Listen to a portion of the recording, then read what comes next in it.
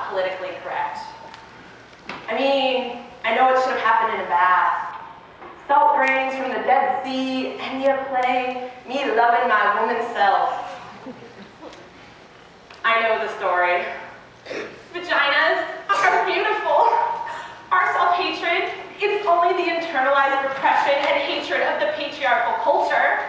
It isn't real. Pussies unite! I know it all. Like, if we'd grown up in a culture where we were taught fat thighs were beautiful, why hell, we'd all be lying on our backs, pounding out milkshakes and Krispy Kreme, just betting our name's thigh expanding. But we didn't grow up in that culture. I hated my thighs, and I hated my vagina even more. I thought it was incredibly ugly. I was one of those women who looked at it and immediately wished that I hadn't. It made me sick. I pitied anyone who had to go down there. So, in order to survive, I began to pretend there was something else between my legs.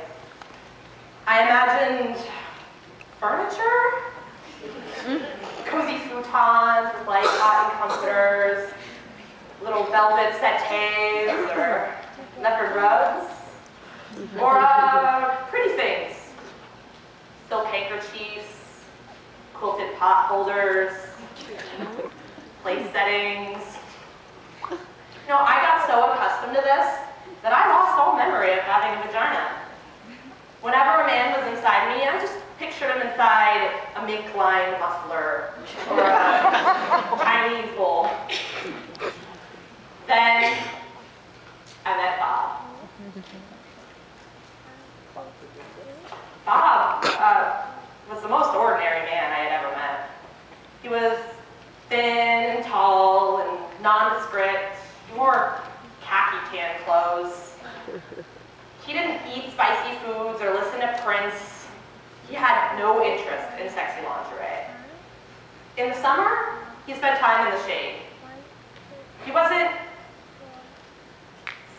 sharing his inner feelings, didn't have any problems or issues, and was not even an alcoholic. He wasn't mean or charismatic. He wasn't self-involved or unavailable. He didn't drive fast. I didn't particularly like Bob. I would have missed him altogether if he hadn't picked up my change that I dropped on the deli floor. When he handed me back my quarters and pennies and his hand accidentally grazed mine, something happened. I went to bed with him. That is when the miracle occurred. Turned out that Bob loved vaginas. He was a connoisseur. He loved the way they felt, the way they tasted, the way they smelled, but most importantly, he loved the way they looked. He had to look at them. The first time we had sex, he told me he had to see me.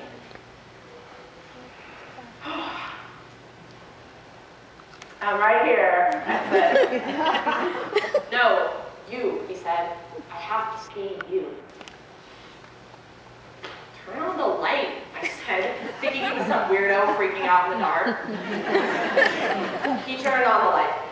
Then he said, okay, I'm ready to see you. I'm right here, I waved. I'm right here. Then he began undressing me. What are you doing, Bob? I said.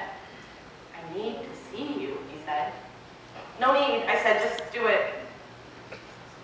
He would not stop. I need to see what you look like. But you've seen a red leather couch before. But he wouldn't stop. He continued. I wanted to throw up and die. This is awfully intimate. I said, can't you just do it? No, he said, it's who you are. I need to look. I held my breath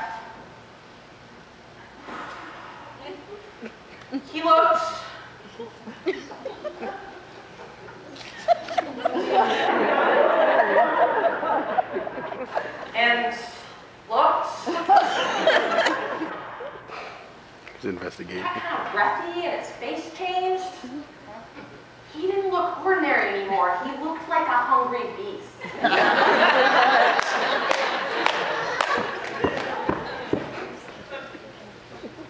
You're so beautiful, he said. You're elegant and deep and innocent and wild. You saw that there?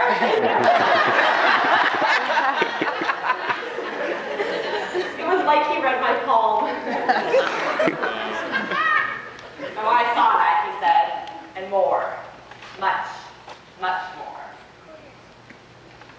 He stayed looking for almost an hour, as if he were studying a map, observing the moon, looking into my eyes, but it was my vagina. I began to look at him in the light, and he looked so genuinely excited, so peaceful and euphoric.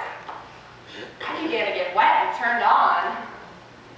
I began to see myself the way that he saw me. I began to feel beautiful and delicious, like T-bone steak or a waterfall. Bob wasn't afraid. Bob wasn't grossed out. I began to swell, began to feel proud, began to love my vagina. And Bob, he lost himself there, in my vagina.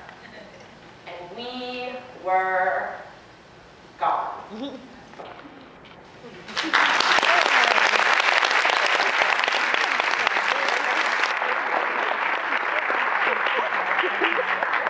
We all need a job.